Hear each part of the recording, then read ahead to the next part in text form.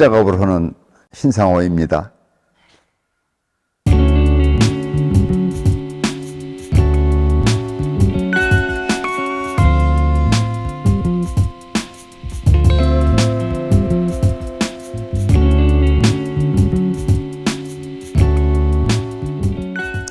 그러니까 먼 옛날에 그 기억하기에 이제 어떤 그 사회 또는 가정에서 반항기적인 어떤 시기, 그러니까 대학 1학년 때 공예과라는 데를 들어가 가지고 이제 자기가 어떤 전공을 할 건가는 이제 3학년서부터 갈라지거든. 근데 우연히 이제 1학년 이제 여름방학에 이천에를 이제 나 선생님하고 그 지금 많은 사람들이 하는 이천의 수강리라는 도예촌에 이제 갔죠. 견학을 하러. 근데 뭐라 그럴까, 두 가지 요인이 있을 것 같아. 하나는 어떤 반항적인 요소, 그러니까 사회나 부모에 대한 어떤 뭐를 해라 이런 얘기, 이런 거에 대한 반항. 그러고 이제 우리가 어렸을 때 흙장난이라는 어떤 얘기가 있듯이 그 흙을 만지는 순간에 너무나 그 와 닿는 촉감이나 뭐 이런 여러 가지가 글쎄 바로 뭐 나는 이거다 이런 생각은 하지 않았지만 나도 모르게 거기에 끌려 들어가더라고. 그래서 결국은 여름방학 때 이제 여름방학 전에 답사를 갔다가 여름방학을 통해서 내가 거기로 혼자서 그냥 내려갔어. 이게 한 40일을 내가 집에서 없으니까 우리 집에서 그 나를 찾으러 뭐 전국을 다 헤매다가 어떻게 해서 거기까지 찾아온 거야, 우리 어머니 아버지가. 그러니까 기가 막힌 거지.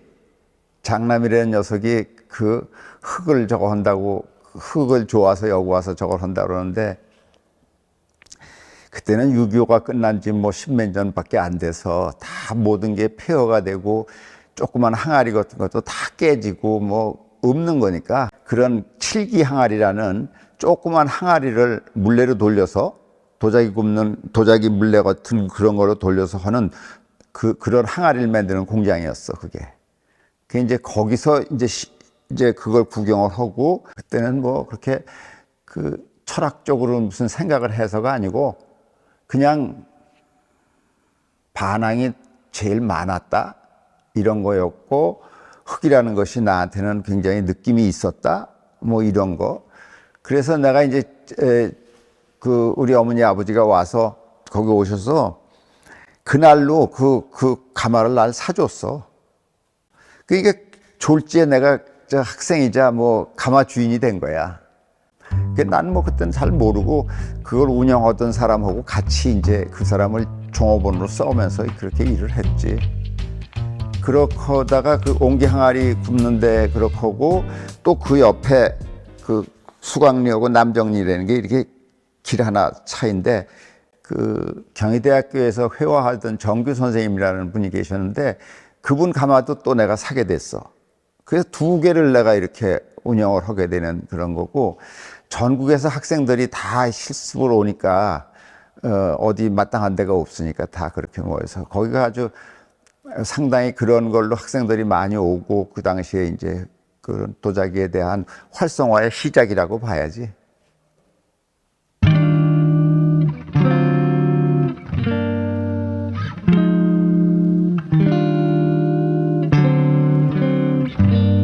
그 당시에는 현대도예다 뭐 전통도예다 얘기를 갈릴 만한 그런 것도 없었어. 그러니까 도예라는 말 자체도 그렇게 불분명했던 그런 시절이거든. 그냥 옹기쟁이야, 옹기쟁이. 현대도예라는 것은 이제 학교의 학생들은 할 적에 처음부터 이어지는 것은 성북동요나 대방동요를 이제 얘기할 수 있는데, 내가 보기에는 그 창작은 없고 그냥 똑같은 옛날에 고려시대 때 만들었던 걸 카피하는 거, 그것도 굉장한 걸로 쳤어. 그리고 이제 그런 사람들의 부류가 이천에 모이기 시작을 했고, 6.25 끝나고, 그 이제 학생들은 현대도예를 하기 위해서 거기를 빌리러 그 장소를 이용해서 했고, 이제 그러는 과정에서 이제 그게 굴러가는 거였지. 그러니까 그때는 뭐, 유약이라는 것을 가을 때 맷돌에다 갈았는데 그것이 아주 원시적인, 그리고 유약이라는 말조차도 없을 때야. 잿물이라고 해서 재 몇 대박, 흙 몇 대박 이렇게 섞어서 풀어서 저울에 다는 게 아니고 그런 아주 그 원시적인 그걸 탈피해 못한 그런 상태에서 나는 다행인지 불행인지 그런 시작을 거기서부터 하지. 나는 처음부터 시작이 무슨 옹기를 만들어야 되겠다, 무슨 전통을 만들어야 되겠다는 생각은 없었어. 그래서 다만 그게 이제 과정상의 그 과정이니까 기술을 배워야 이제 표현도 할 수 있고 그러니까 이제 그런 과정이었지. 이제 그 다음에 이제 거기다가 그림을 그린다든지 뭘 붙인다든지 뭐 이런 이제 행위가 일어나기 시작을 하지. 그리고 이제 보통 이천에서 전통을 하는 사람들은 청자나 백자나 그런 주로, 그리고 뭐 때에 따라서 분청 또 이런 것들인데, 이제 학생들은 그런 유약을 이용 안 하고 그 이런 색깔이 있는 유약, 그런 유약을 덮어서 그 색깔이 잘 나오면 너무 좋아하는 거지. 특별한 방법이 없었어. 이제 시간이 흐르면서 각자 개인으로 흐트러지는 시기 되지. 자기 연구랄까, 자기 공부라고 그럴까. 각자가 자기 나름대로의 이렇게 모습을 드러내기 시작하는 거. 그게 이제 초창기였고, 그 후에는 이제 그렇게 표현하기 시작을 했지. 나도 내 것을 해야 되겠다고 하지만, 뭐가 뚜렷이 내 건지는 모르는 시기야.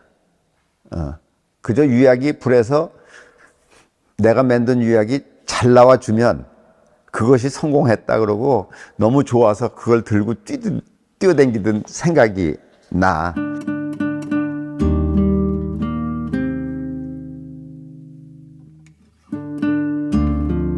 처음에 이제 저항하는 시기에서 출발을 했는데 지금까지 저항이야.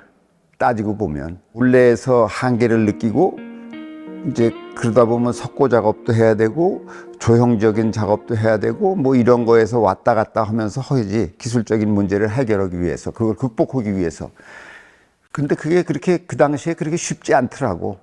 나는 그것이 내 그 마음속에, 이렇게 이제 보면 이제 크기에 대해서 자유롭고 싶었지, 또 색깔에 대해서 자유롭고 싶었지, 또 이 미술계의 일원이 되고 싶었지. 근데 이제 그런 거를 지금까지 이제 이렇게 걸어오는데 그 과정은 수없는 변화를 한다고. 때에 따라서는 뭐 조각도 하고 브론즈도 하고 뭐 나무도 하고 뭐 이런 거를. 근데 그거는 하다 보면 재료의 그 특성이 흙은 흙이 가진 특질이 있고 나무는 나무가 가진 각기 재료마다 자기 특질이 있어. 또 각기 단점도 있어.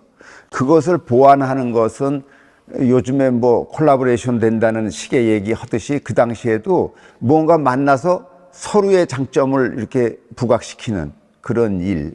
꼭 의도해서라기보다는 쫓아가다 보면 그런 길로 들어서서 가더라고. 이렇게 한번 생각이 오면 그냥 바로 시행하는 결단이 굉장히 빨랐어. 그리고 그것을 꾸준히 이렇게 추진해서 어느 결론을 이렇게 낼 때까지는 그런 일을 한다고. 뭐 그렇다고 해서 흙을 놓은 건 아니지만 흙과 더불어서 그렇게 가는 그런 것의 일상이었지.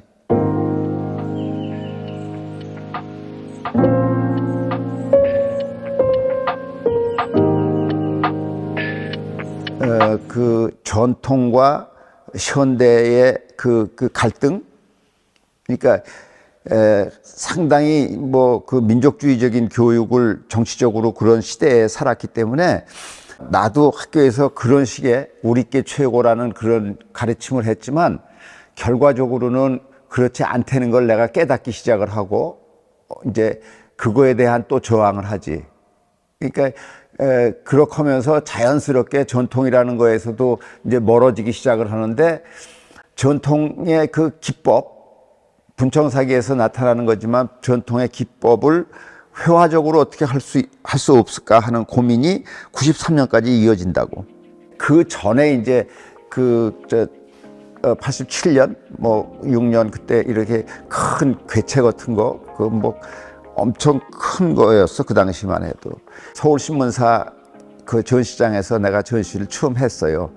근데 그거는 그러기 전에 83년에 내가 미국을 가서 이제 미국 도예가들하고 이제 교류를 하기 시작하지. 토니 헵번이라든가 준 가네코라든가 뭐 여러 사람을 이제 거기서 만나서 같이 이렇게 저걸 하면서 거기서 어떤 모멘트를 찾으려고 그래.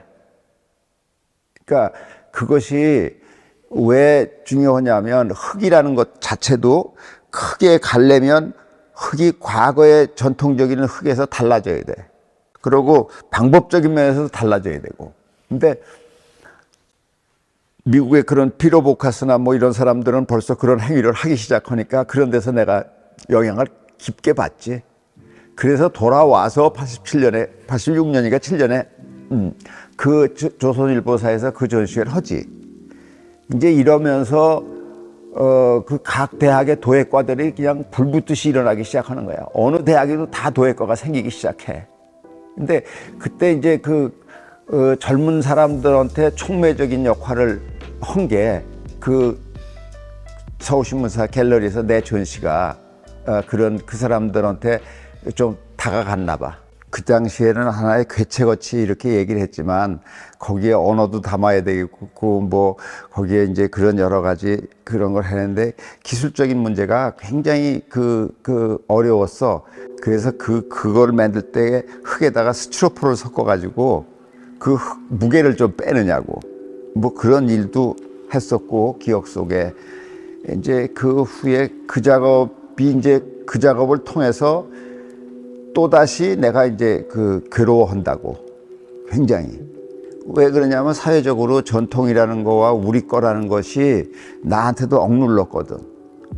그렇게 하면서 이제 표현이 다른 청자나 백자보다는 현대미술에 가까이 갈 수 있는 게 분청사기였기 때문에 분청사기에 이제 몰두하게 되지. 그래서 그런 괴체에서 다시 전통으로 넘어온다고. 거기서 이제 전통을 하면서 93년까지 그 전통을 뿌리를 가지고 있다고.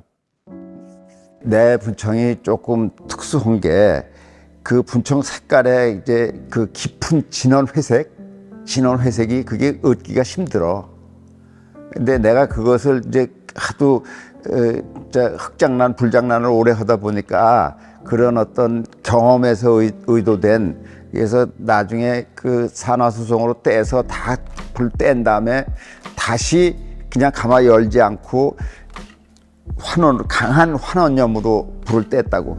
그래서 한 800~900도까지 올리면 그 색이 그렇게 진해지는 그런 걸 얻어낸 데는 결과를 내가 경험으로 알았지. 흙에다가 이걸 파내는 거니까 조각도가 아니라 대나무 칼을 가지고 그냥 이렇게 쳐내듯이, 그러면서 그 회계 스피드나 이런 거, 깊이나 이런 거에 의해서 그 선이 다른 도구, 일반적인 도구하고 다른. 그래서 주로 분청에는 이제 그런 건데, 그 전통적인 기법에서는 거기다 이제 갖가지 문양을 내가 찍어 놓고 그렇게 그리고 그 다음에 그걸 깎아내는 작업을 다시 한다고. 그래서 그 찍은 그런 문양들을 지워버리는 그런 작업이 분청사기에서 나타나. 그 갈등하던 시기에서 돌아와서 전통으로 가면서 조선일보사에서 그게 뭐 93년인지 몇 년에 이제 그 전시회를 했어. 근데 나도 또 깜짝 놀랄 정도로 거기서 그 작품이 다 매진이 됐어. 근데 그때 또 갈등을 느끼는 거야. 내가 이게 돈을 벌려고 했으면 이걸 하지 말고 딴 걸 했어야지. 이런 식의 또 나 자신한테 들볶는 그런 게 생기면서 분청을 끊는 거야. 그러니까 무언가를 비워내야, 안 하면 다른 걸 할지 않겠어? 그때 내가 95년에 영국으로 가거든. 교환 교수로 이제 로얄 칼리지 오브 아트로 이제 가면서 또 한 번 달라지는 거야, 그게.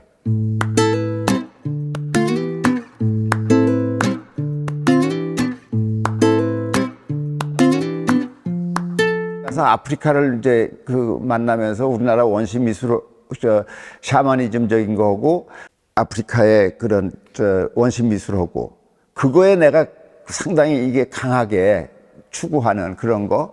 그러면서 바로 아프리카에 가서 여행을 많이 하고 이제 수집도 하고 이렇게 하는데 그 동물들의 그 역동성, 그 뛰는데 그 보면 다리만 보면 내 지금도 말에는 다리가 여러 개야. 그게 그런 역동성의 표현. 오랫동안 15년, 20년간은 드림 오브 아프리카라는 주제를 가지고 그 원시 미술에서 오는 그런 역동성이라든지 그런 여러 가지들을 내가 느끼면서 작업을 오래 했지. 그 다음번에 이제 가끔은 작가들한테 의외의 주문이 들어온다고. 뭐 이런 걸 갖고 좀 작품을 해주면 좋겠다. 그건 이제 건축가가 건축을 할 때 건축주가 요구하듯이 돈을 대는 사람이 이제 요구했을 때 이런 게 되는 거지. 그래서 그때 당시에 저 조각보 같은 거, 이제 저런 거 시작이 이렇게 칼라로 가는 거야. 우리나라 전통에서 그것도 또 오는 거야. 조각보를 어떻게 좀 표현을 흙에다가 할 수 있을까? 이런 거였지. 그러면서 색깔에 대한 이제 아주 고민을 강하게 하는 거지.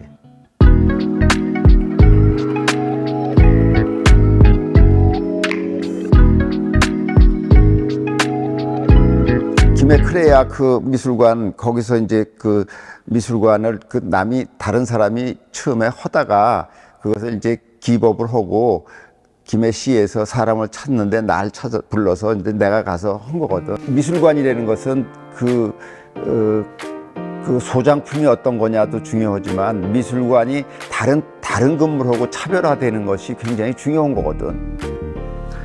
그래서 이제 그때 도벽을 해서 거기다가 5천여 장을 붙인 거지. 근데 그게 더 5천여 장이 있어야 다 싸는 거야. 근데 김해시에서는 김해시의 재정적인 것도 그렇고 나도 그걸 해낼 수가 없었어. 그래서 차후에 하자. 그렇고 이제 반만 그렇게 해놓은 건데 심포지움 같은 것을 이제 그쪽에서 김해에서 할 때 외국 작가들 평론가들 여러 사람들을 다 초청해서 거기서 세미나를 여러 번 했어. 그때 이제 얘기가 건축과 도예가 만나야 된다. 그리고 그 미술관의 이름이 클레이아크라는 얘기가 흙과 아키텍처의 아크하고 합성어야, 그게. 그래서 내가 그렇게 클레이아크라고 이름을 지은 게 지금까지도 그냥 그렇게 유지가 되고 있어.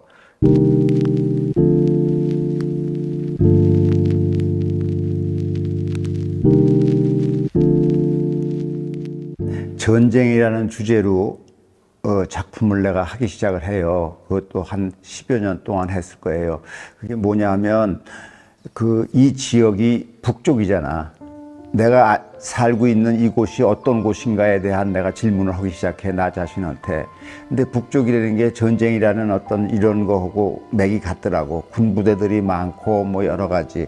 그러면서 전쟁을 내가 생각하게 되는데 전쟁이라는 것이 사실은 다 부서지고 사람이 다 죽고 하고 나쁜 거지만 그것이 인류가 시작해서부터 인류가 끝날 때까지 그냥 지속되는 게 전쟁이구나 하는 생각을 하는 거야.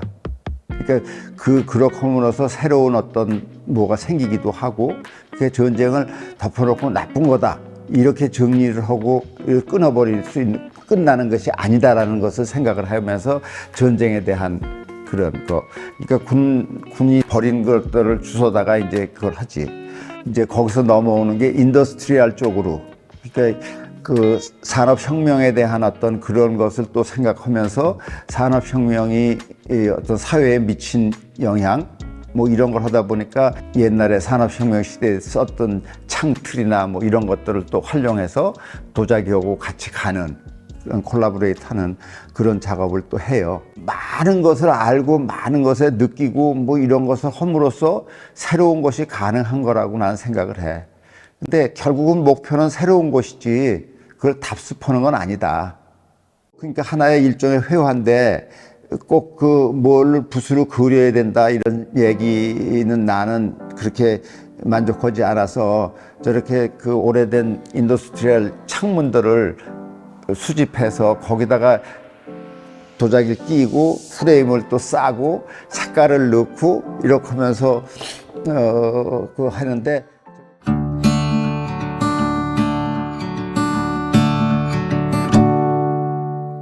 나를 오랫동안 지켜본 그 사람이 있었는데 어느 날 갑자기 찾아와서 신 교수는 이름을 바꿔야 될 것 같아.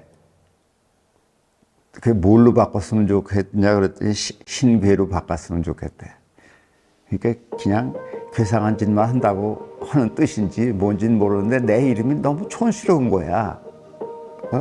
스스로도 뭐 뒤늦은 감이 있지만 이제 앞으로는 신상호 대신 신괴라는 이런 거를 쓰려고 하는 거고 2000에서 76년도에 일로 이사를 와서 여기 터를 잡고 여기 작업장을 마련하면서 이제 그 제일 처음에 그 나무를 심었는데 시골 동네에 가서 오래된 동네에 가면 그 느티나무, 고목나무들이 이렇게 있고 그 속에서 담소를 나누고 뭐 이런 게 그래서 그런 내가 살다 간 곳이 그렇게 되기를 바라는 의미에서 나무를 심었어요. 조그만 나무들을.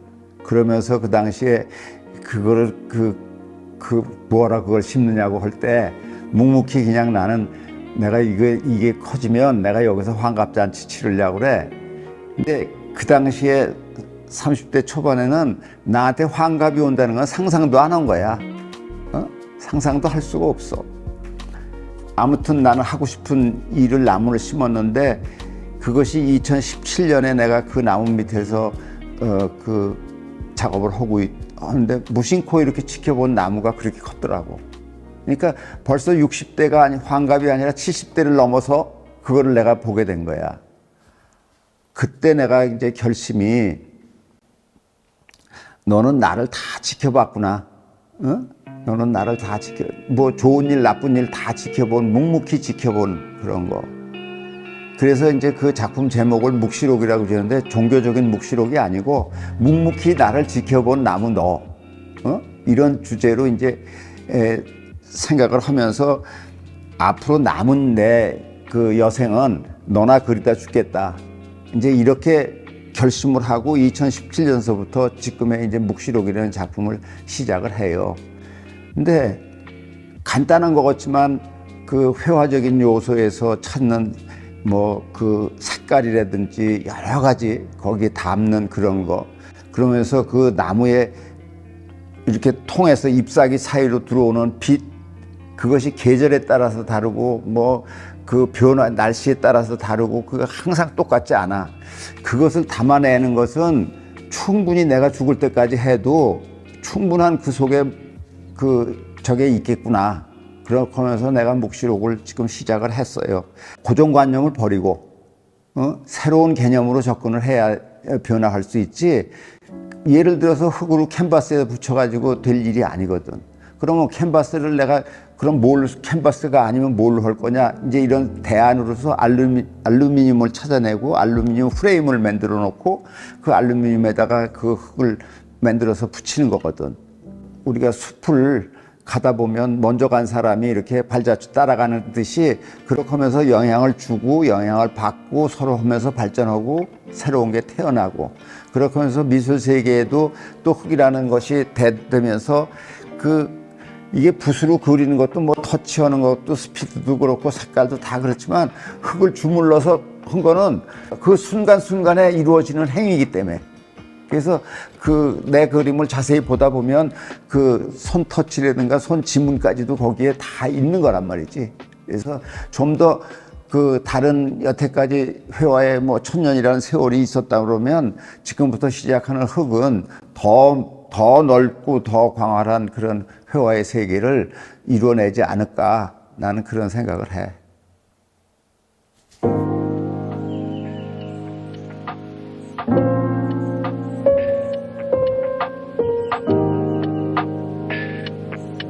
작가의 길이 굉장히 고통스러운 길이야. 따지고 보면 그 아픔도 남다르게 아픔을 느낄 줄 알고 아파하는 그런 과정도 견딜 줄 알고 어떤 결심을 하는 결단도 과단성 있게 결단도 하고 이런 것들이 다 모여서 하나의 그 자기가 하고 싶은 것들이 이 결과론으로서 나타나는 거라고 나는 보거든. 이제 내일 모레 80을 바라다 보면서 남은 여생이 얼마나 남았는지는 다 가늠할 수 없지만 그것이 또 뭐를 파생시킬지 아닌지 이건 나도 장담은 못해. 그래서 결론지어서 보면 예술가가 그 생계를 유지하기 위한 수단일 수도 있지만 생계 이전에 이후에 정말로 자기가 어떤 표현을 세상에 남기고 갈 건가 이런 것이 더 중요한 거라고 생각을 해. 그래서 뭔가 내가 살아온 길에서 그래도 희망이 조금씩 보이는 것 같아서 다행이다 이런 생각을 하고 그 후배들이 내 얘기를 자꾸 유념해서 좀 무모하지만 달겨들어 보라고 그런 부탁을 하고 싶어.